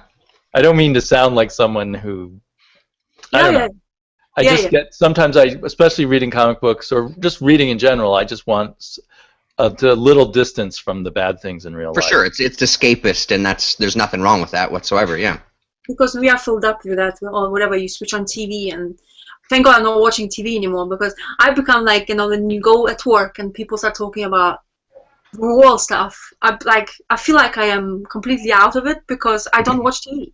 Yeah. You know, it's a good thing, maybe it's a bad thing, because, you know, you want to be informed in some ways, but I do catch up sometimes, but I'm not doing that every time. I used to be watching news most of the time, and that filling with information, what they think they was, like, I don't know how it is in Canada or in America, how you news are portrayed, but they only talk about them, not around the world. It's what matters and where you live, basically. And that's becoming just too much for me. It's like, okay, so after a while now, for me, the telly is YouTube. Yeah. Every single channel is different. They go, if I want to, like Damien, I check for Batman. I check for some quirky stuff. Yeah. You know, like, you know, that's my channels, you know, like. Yeah. I watch Roundtable when I, for example, draw, because I can listen most of the time what they chat about, or like you guys chatted when, in that morning, that was a fluke when I don't know why I went so early. I just woke up, but I was supposed to go into London. It was good timing. Yeah, and I was like, oh, let's just see on YouTube. I just, you know, like to see what kind of videos in the future, like my TV program. You know, your TV program, like what's gonna come up. You guys were already chatting. Okay, let's just supposed to say hello. You know, it's so early in the morning. Like, so Damien and I were your Regis and Kathy Lee, basically. We were your morning talk show. They probably don't know what Regis and Kathy Lee are. No, probably not, but that one was more for you than it, yeah. Which one of us is Regis and which is Kathy? I'd like to be. I'm not even sure who I want to be. Yeah. So, you know, so that's what I'm saying. That's how like when I read that Cherish Babylon, it's just it's terrorists, and basically they are there as a, you know, an army. They have been training them, and I really don't know probably because I got so disjointed with the information because I didn't like what I was reading. I'm not saying the writing was bad or anything. The information was given. I didn't think it's going to be that way, but I should have read it maybe previous. Sometimes, you know, it helps. But I tried it. That's what I do. I usually try it. If I don't like it, I'll just don't pick up it. See, and I'm kind of in the middle ground between the two. Like, I have nothing wrong with the escapist side of things, but I'm at this point, especially lately, where I'm just craving something else in the stories. Like, again, what Damien and I talked about. I have this craving. It doesn't necessarily need to be political or based real world and sorting out problems in the world or anything, but I just need something. I need something a little bit more than just pure escapism. You know, I need a nice mixture of... I still haven't really found what that is, but, you know, we'll see eventually. In one of your recent videos, it sounded like you were enjoying men behaving badly in their dating lives, kind of. Yeah, that's right. Yeah. The Affair, I'm telling you, that's my soap opera, man. I love that. Drives me crazy. The other day I was thinking, I saw your video, you talking about, oh no, you guys were speaking, I don't remember now, but you were saying about that TV show, and I was like, I didn't watch it, but I forgot the name. I was like, what was that name? What you were saying? And I was like, I didn't know which video it was come from. It's like, because you know, you watch. There's so many TV shows now as well, like, you know, that Netflix with the Jessica Jones and then whatever they come in. There's so much to watch, but that's how you get lost. You don't really know what, because a lot of these actual shit, you know, like Yeah. sorry for saying that word, but it's true. Sometimes so much bullshit. Yeah. Like, Sorry, I'm sorry. I don't allow swearing on my channel whatsoever. Purely. yeah, you talking. Only Lily is allowed to swear, right? That's right. Yeah, exactly. Yeah. Yeah, cussing this way and cussing that way. Right. Yeah. Yeah, so, you know, like, for example, Black Science, you know, they had such a gap there. I feel like I forgot about it. Like, I forgot what happening. But Rick Remender is a good writer. It seems to be, because when I opened those last 2 issues, that new storyline, oh my god, I actually really liked it. I was like, oh, new twist. But I like that because it still reminds you what happened. At first I was a bit lost because I wasn't sure what's happening. You know, like he went mental, berserk. Why? What happened in the last issue? I've like kind of forgot where they ended. But then it slowly reminded you. So that's kind of writing I really enjoy. Yeah. Like one thing I actually dropped of Rick Remender is Low. Oh yeah, you did, hey? I just couldn't. I couldn't get invested in it. It's just. Really? Yeah, I mean, I liked it, but it never went there. It seems to be that Low is the last thing of his writing book thing. It feels like it's not enough of selling. Like, Black Science is really good. He seems to knows exactly where he's going. Deadly Class is superb because he exactly knows where he's going with it. You kind of have a feel to it. He portrays it really well. It's an interesting thing to say because I know that again, it's not one that I'm up to date on, but I know that when Low first came out, it was his kind of response to, I think he said that he was going through therapy and he was trying to be more optimistic about things. So Low was going to be his opportunity to kind of explore maybe a little more optimistic viewpoints. So I wonder if it didn't resonate with you because he kind of thrives in kind of creating these stories that are maybe a little more pessimistic or maybe a little more darker characters, whereas specifically Low, he wanted to have something that was going to rise up and kind of be a little more uplifting than his usual, let's beat the shit out of these characters and really put them through the ringer. I mean, not that they don't in Low by any stretch. The issues that I read, there were still characters going through the ringer, but I wonder if that has something to do with why it didn't resonate with you. His writing style, anyway. You remind me of that positiveness he was trying to portray in a book, but actually some of the issues of Low was really quite depressing, you know. For sure. And it was like, you know, she was the only one optimistic. That's the thing. Yes, you have a character who's main character who's looking for that, you know, going up. Hopefully she's going to go up sometime. Literally going, yeah. It's taking a really long time. Yes, but right, yeah. She's the only one. And it doesn't seem that he wrote her in a way that you actually believe in her. It's like a noise, you know, like you feel like there's a. I am very positive. Don't you hear me? And you're like, oh, you just, you know, like you want to push that person away. Yeah. And that's how I felt at that book, and I was like, meh, okay. And that's the fascinating thing about some of that to me, because I wonder about, because if it is him going through this therapy and trying to embrace this kind of more positive attitude, I like kind of stuff like that where you're getting a sense of him as a human being through these characters. Because, I mean, it's one voice in this story. Maybe it's this one voice in the back of his head, like, come on, everything's fine. And everything else about him is like, no, shut the hell up, everything sucks, everything's horrible. And this kind of optimistic kind of voice trying to just rise up within himself even, and it's just getting translated into the story. That's kind of stuff that I love. I love that kind of thing, getting that little window into the creator. It maybe, even if it's mostly in my imagination, but I like to think that there's obviously going to be parts of your personality that come through in your writing, and just kind of riding that line between the fictional elements and what maybe he's going through in his real life. I find that's interesting. That's a good point, actually, that she's the only one who has that voice. Everybody else it doesn't exist. Forget about it. Yeah. Yeah, well, that's the thing. But I'm not saying, as I say, I wasn't saying that I'm not gonna want to know exactly if she's gonna go up there. But as a single issue one, you know, because it is just 22, whatever, 24, 25, whatever pages this, it's quite difficult to portray whatever story you wanted to have. Totally. And you just to like, okay, there you go. Then we're gonna read next issue. Will be like Black Science. You're like, okay, I really want to know what's gonna happen next. There's the cut. You know, those who are one of them like Revival. Revival is such a long story where, you know, people who jumps in there like, oh my god, where are we gonna start? You have to start from the beginning. It's a one long winding story, but there is a payoff every single time. Uh-huh. But that one, Low, I never found that. After 11 Yes, issues, yes. the last 2 issues I have not read, even though I picked it up, because that's how I was like disjointed from the storyline. I was like, do I really willing?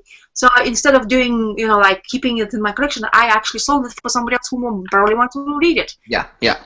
I mean, why not? So as I say, there's the first time I dropped Rick Remender's book because I even had to think quite a long time for thinking, should I do it? Because I like his writing. Yeah. Because in Deadly Class, they say personal. He said in Deadly Class that this is his most youth was in that book. So Yes. how crazy is that? I mean, if some of it was right, oof, my God, the man went through it. Like Totally. so. A writer that's had a life and is kind of representing it in some way. Yeah, yeah. Yeah. Anything else that you're reading, Damien, that's been blowing you away as far as newer stuff? I know you said you had a lot of stack and it's Christmas season and all. You put me on the spot and now my mind goes blank. Sorry. On Low, I agree with Rasa. I've only read the first trade of Low, and I bought the second trade, but I haven't read it yet. Yeah. But the first trade has this introduction where he says it's his first book that's against depression. Yeah. But he said that, and then I read it, and it just felt like depression. It felt like a depressed person's view of an optimistic person. Yes, yes. Yeah. No belief at all in that optimistic person's optimism. Mm-hmm, mm-hmm. So maybe he has a master plan. I haven't read, other people are far ahead of me in the story, but Yeah. I just thought that was funny. Yeah, you're talking about that Low. Actually, I was clinically depressed. I had to go through all the medication stuff to basically be normal, as you say. But Yeah. if you was portraying that, when you are depressed, there's nothing in there. There's no positive sign. You're not human. You're I used to be like a robot. Those couple of tablets were given to me I was supposed to take every week, but they have to be specific date. Those are the ones who kicked me back into life. I used to be in slow motion. My whole 4 months was in slow motion, where nothing around you was good enough anymore for you. Like you're walking, but you don't want to walk anymore, kind of thing. That kind of thing. But then writing it about that, maybe that's why I didn't like it that much. That could be as well. Yeah, yeah.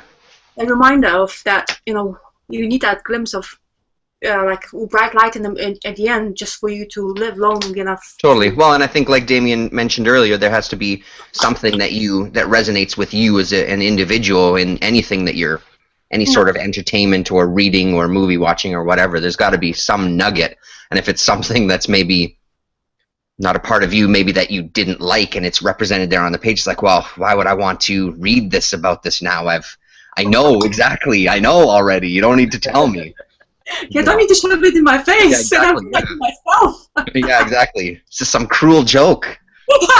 I've taken the pills. I'm better. What are you doing to me, man? I'm paying my own money just to make me feel more miserable. What the hell? Yeah. It amazes me if Rick Remender is that depressed that he produces so much, because most depressed people I know have a trouble, producing their asses out of the bed. Yeah, exactly. Yeah. So there must be different kinds of depression that hit different people, because for sure, very productive depression. Well, and that's something that you hear about. I've heard about throughout my life with some kind of figures in whether it's acting, writing, whatever. Some of that, it becomes like a driving force. Even though they have all these negative thoughts and all these kind of issues, it still is something that really, really drives them. They still have to do this, so it pushes them through it to some degree. And right, great suffering, great art, and all that sort of hubbub. Yeah, and I think, my own personal theory, just from the creative people I've known, is the ones who really get ahead are actually extremely competitive, and I suppose you could be depressed but extremely competitive at the same time, and that would drive you, but give a certain edge to your creative work. Yeah. Yeah. I noticed that there's been a lot of comments that I haven't paid any attention to. I see that. Have you responded? Is there anything in there, Damien, that you've been following? Well, I wrote some notes to people because I'm the type of person who's always writing comments. But it's kind of old news now about manga. Okay, yeah. Jay Rocks reads some manga, and I mentioned that people had recommended Death Note to me as a manga to start with. Mm-hmm. And I guess he's seen the show, and it sounds like Rasa's seen the show. And that there's a movie coming out. Yeah. Jared Osborne, in his usual cantankerous way, says, Rasa doesn't like it when she doesn't know where a story is going, yet also doesn't like it when she knows where a story is going. Yeah, and I wrote back and I said, I think we're all like that. Yeah, totally. No, Well, that's a big thing, right? Yeah. Yeah. I think it's just, you know, what we say sometimes when you pick up the book is kind of personal at the end of the day, what you like and what you don't like. Yeah. Whatever conflict right in you, like, before, like, when I started reading a couple of years ago, the comics, everything I liked, I actually liked everything. So yeah. I was just finding out my own taste kind of thing in comics, where I was, you know, what's my cup of tea, what doesn't. And now, when I'm growing into it, kind of reading it, it's becoming where you're establishing that view where, oh, I've read this, like, you know, like when you start probably reading more back issues, and you're starting to find out how much vast history there is. And then those, especially Marvels and DCs, where the stories are not paying nothing for you because it's something has been done before, or you know, just become kind seen of it too many times, yeah. Like sci-fi, for example, and now, like, that's what I'm saying about Low. I was surprised that I was actually going for it, and I actually completed it, which really, you know, in a way helps me to open up to something else I wouldn't read. Yeah. You know, so, yeah, I am becoming more picky, and I actually quite like it. That's good. Yeah. Because I have the choice of, no, I'm not investing in that. I am going to invest something with somebody else who may be doing, like Rachel Rising. Why people don't read it, I don't understand. Yeah. It's like, no, every single page I turned, I was like, I gobsmacked. It was like, oh, he did that. I mean, he writes, he draws, his writing is superb. His design of the book is superb. Every single time the characters, I just adore them. Yeah. You know, and he's drawing like Minnie because he drives Minnie. One thing I didn't know that, you know, but he is the way. And why are they not investing it? Okay, it's $3.99, but there's so much more shitty stuff, let's say. Yeah. But this book, nobody, you know, when nobody talks about it, it means it's really good. Because nobody needs to complain about it. Every single time I read an issue, I was like, I want more, please. Yeah. The problem with Rachel Rising, I think, is A, it doesn't have as much distribution and publicity, and B, you have to start reading it from the beginning. Yep. So I think that's a kind of a problem, because if it's harder to just find a book, and then when you do find it and you realize, oh, I've got to start from the beginning. Yeah, and it's on issue 56 now, or well, yeah. It slows you down. Like, I've been buying the trades, but I just haven't, you know, been rushing to read it because I know I need to get all the trades and. Yeah, well, the thing is, it's I can understand exactly that, you know, when you are when I haven't read The Great Challenge from the beginning either. I picked it up because Rita 1717 was talking about it, and she really liked it, and then she started, you know, remember that picture she did for competition?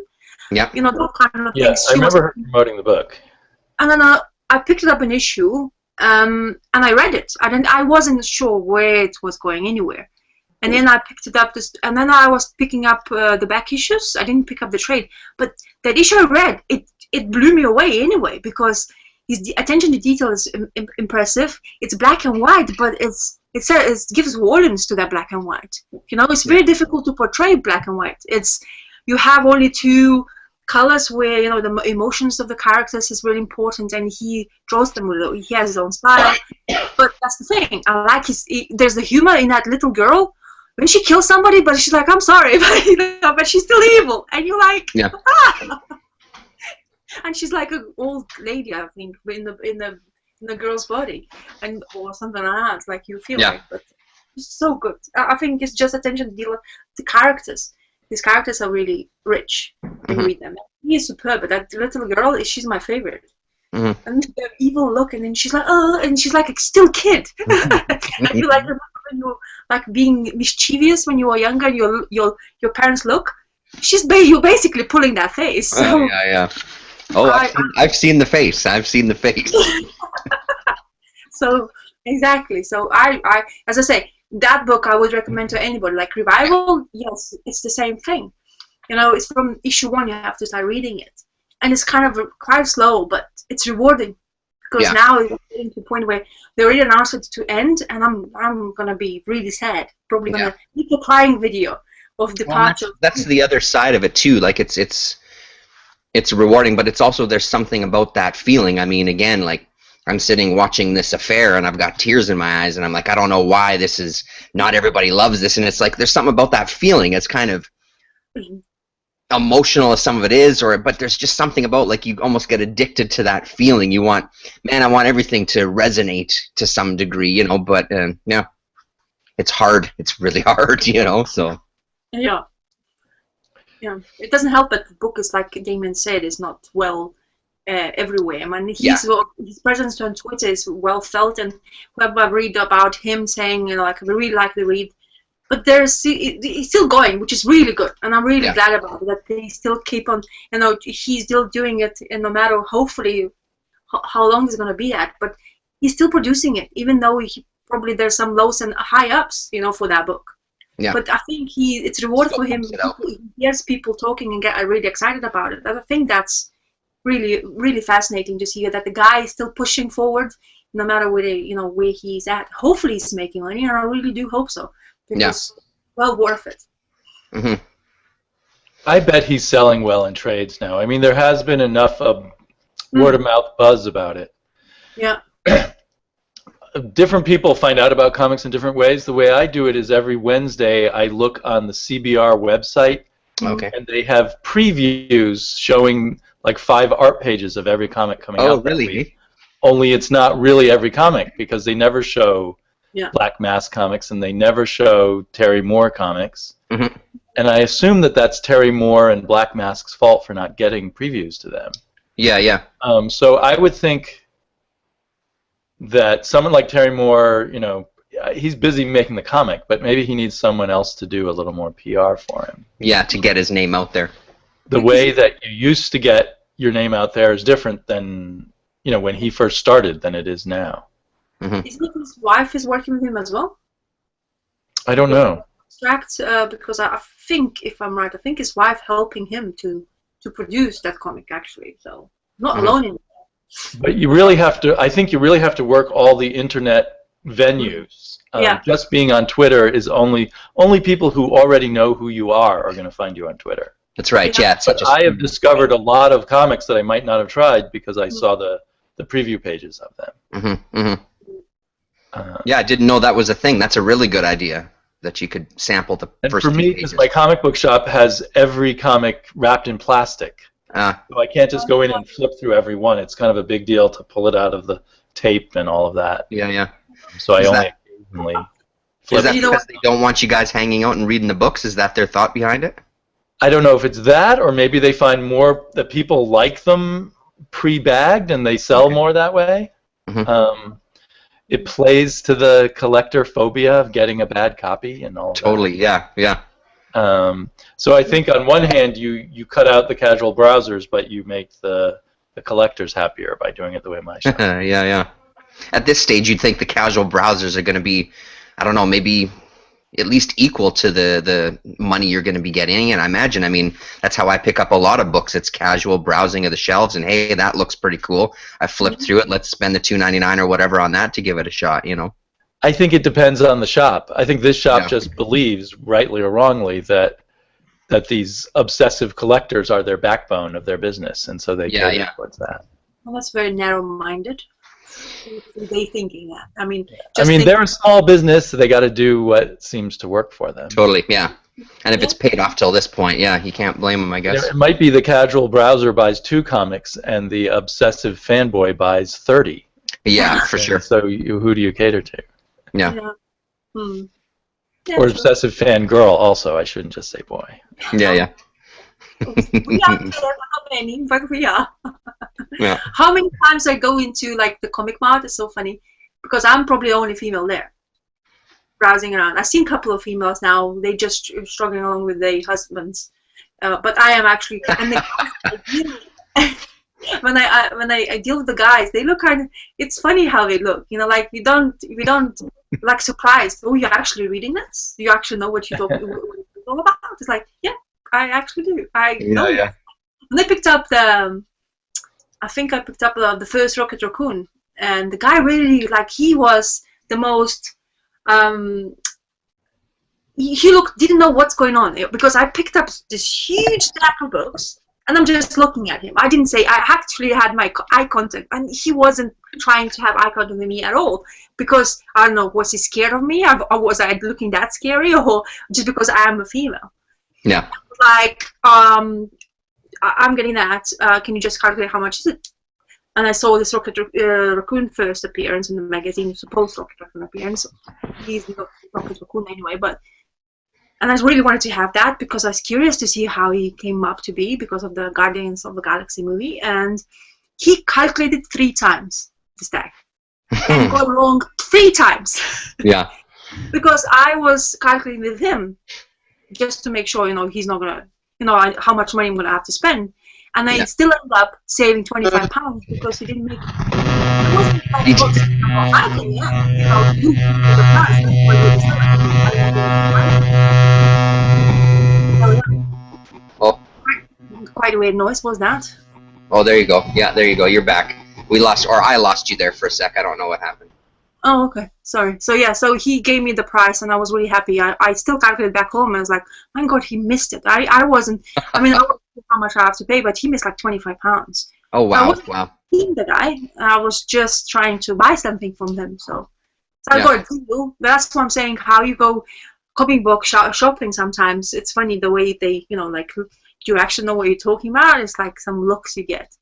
Yeah, for sure. Not really comfortable, but I'm getting used to now. I don't really care. There was one guy next to me who was actually, browsing and seeing what I'm buying. I was like, oh, this is actually a really good choice. You'll probably, you're going to enjoy the read. I said, yeah, I know what I'm picking. It's like, yeah, I know. Yeah, and I start talking about the characters, and he's like, huh? We're having conversation. Yeah. With a girl? Yeah, looks like it, but yeah. Yeah. So yeah, it feels really weird in Comic Mod, but actually, in a way, it's good for me as a distraction. So I'm using it as a getting a deals, it seems to be, because men feel awkward when dealing with me sometimes. So I basically win. In that world, yeah. If girls going hunting, don't worry, you get a deal. Great deal. So I should have special sexy lady friend buy all my comics for me then. Yeah, exactly. Not saying that because of I'm female, I'm doing that and that. But no, I know. You put on a little bit of makeup and you blink a couple of times in Yeah. For some men, it must feel like a woman in the men's locker room. It's like I didn't even have any woman see that I like comics. That's right. Yeah. And I don't have my towel. But that's my life. When I was growing up, there's a basketball court outside where the block of flats I used to live, and I'm big in basketball. I played for 7 years, and I was the only female in that court playing with men 3 size the size of me. Yeah.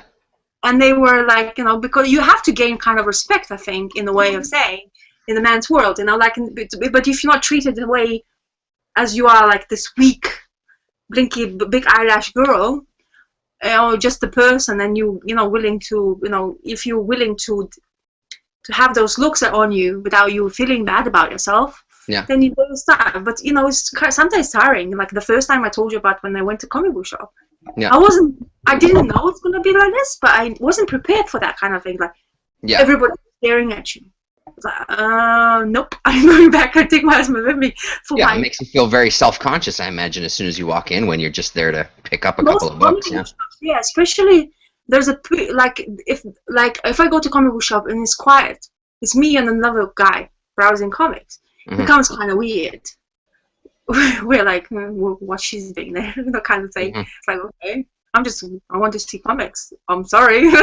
Yeah. And then you buy a stack and start talking. Then they realize you're actually buying books, which you're actually going to read. Yeah. So, yeah. Yeah. Oh, I actually seen once a husband explaining to his wife why he's buying a comic. That was funny. He was giving an excuse why he's going to buy this comic. Yeah. And he has money, and it's like the child talking to his mother. Trying to get him to... Like, what? It's not when you... It's funny. I would love to, as I say, I would love to have comic books nearby, because you can talk to people, face to face. And I miss I think that's the, you guys go in the comic book shops, maybe some people don't like that, first contact, but imagine how many stories you could hear. This YouTube thing, that's why I really enjoy YouTube, because you hear people's opinions about what you read, and that kind of book club feeling. Yeah, totally. Always you can find it. So. Yeah.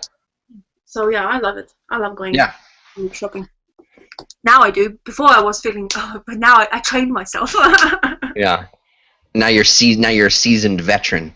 Yeah, nobody can tell me, oh, you don't you know your Wolverine, or don't you know your Wonder Woman stuff? Like, yeah, bring it on.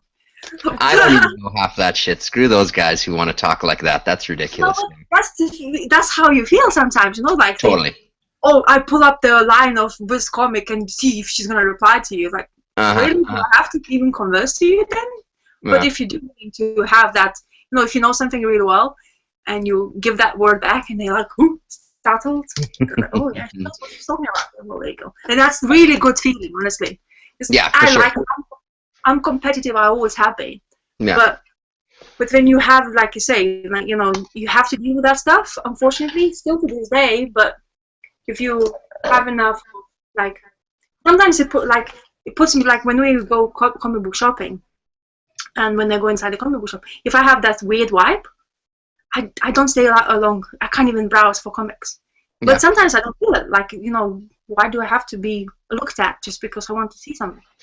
I think that's maybe also just a symptom of the world too. Because I mean, there's been a couple of shops I've gone to where it's just been a little bit more of an awkward vibe, and it's just I think it's maybe just part and parcel of the world. It's driven me out of shops once or twice too, just that awkwardness. So I think that's unavoidable, male or female, is what I'm saying, I guess. Yeah, I'm not stereotyping, but I'm just saying how I go in there. So. Yeah. Well, it may be that there's some shops and people working at shops who will give that vibe to male and female, but if you're female, you get that plus some of the ones who can't deal with the females, so you get double the amount. Yeah. I have wondered sometimes if people who don't feel, some of the people who work at comic book shops may have chosen to work there because they don't feel comfortable around women, and we're hoping to have a job with no women. Yeah, there's lots of people work at a boys' club. Yeah, that's right. Yeah. It's kind of difficult because at the end of the day, like, it's an environment where you go to buy things. Like it's a shop, like a bookshop. Yeah. When you go to the bookshop, you don't have the same looks. There's lots of females buying a book, and there's nothing in there. But suddenly you're going to the comic book shop, and it's completely opposite. You feel like, yes, I am female who likes reading comics. It's not so bad. I really like it. I even talk to people, like workmates, and they know I read comics because I show them and get excited, and they look at me weird. It's like, why are you so excited about the comic? It's just like, and then I start showing them my art, and then they realize why, kind of thing. And it helps me. I actually made £50 now from drawing for somebody just because you show off. So it's kind of helping you in a way. Yeah. I need to show myself and what I do and stuff like that. So I drew a couple babies for people, and I made a couple of money, which is also awesome. So I like drawing faces. As I say, I always were fascinated. I think the faces in particular, and maybe that's why I'm drawing so many. Yeah. Just like expressions and stuff. Yeah. So maybe on that note, we should wrap it up a little here. Creep it on to 4:30. But thanks very much for both of you joining us. Obviously, don't escape for a minute, but and everybody who was watching, thank you very much for watching as well, and for your comments that Damien was kind enough to field for us this time. So thanks for taking the time out, you two. It's always nice to chat with the both of you. Cool. Yeah, thanks a lot for hosting this, Terrence. It was really great. Of course. Yeah, always good. Excellent. I'm glad. I'm going to push the big red button. So long, everybody. Bye-bye. Bye.